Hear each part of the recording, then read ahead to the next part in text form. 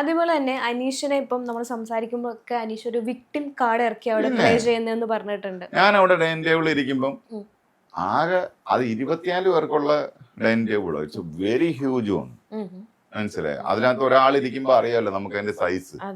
നമ്മൾ സൈസ് കണ്ടുപിടിക്കുന്നത് കമ്പാരിസൺ വെച്ചിട്ടാണ്, രണ്ട് ഒബ്ജക്ട്സ് തമ്മിലുള്ള. ഒരു കാര്യമില്ല, അപ്പുറത്തും ഇരിക്കും. നീ എന്താണ് അവിടെ ഇരുന്ന് കളിക്കുക, നീ ഇവിടെ വന്നേ, അല്ലാതെ ഞാൻ നീ ഇവിടെ വന്നിരുന്ന വഴി, അപ്പൊ ഇവിടെ വന്നിരിക്കും. ഇതാണ് വിക്ടിം ഗെയിം എന്ന് പറയുന്നത്. പക്ഷെ ഇതിനകത്ത് ആളുകൾ വീഴും എന്നുള്ളതാണ്. ഞാനിത് നേർച്ച പോലെയാണ്. എല്ലാ വർഷവും ഞാൻ ഇതുപോലത്തെ സാധനം തുറന്നു പറഞ്ഞിട്ട് ഞാൻ തെറി വാങ്ങിക്കും.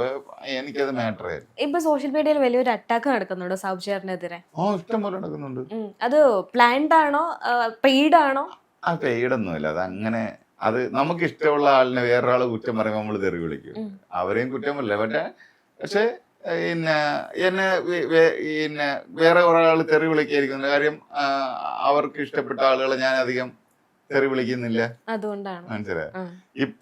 ഇപ്പൊ ഞാൻ ഇത്ര നേരം സംസാരിച്ചു വന്നതിനകത്ത് പുതിയ സാധനം വരാൻ സാധ്യതയുള്ളത് ഇത് ലക്ഷ്മിയുടെ PR ആണ് എന്ന് പറഞ്ഞ് വരാൻ സാധ്യതയുണ്ട്. ലക്ഷ്മിയുടെ PR ഒന്നുമല്ല.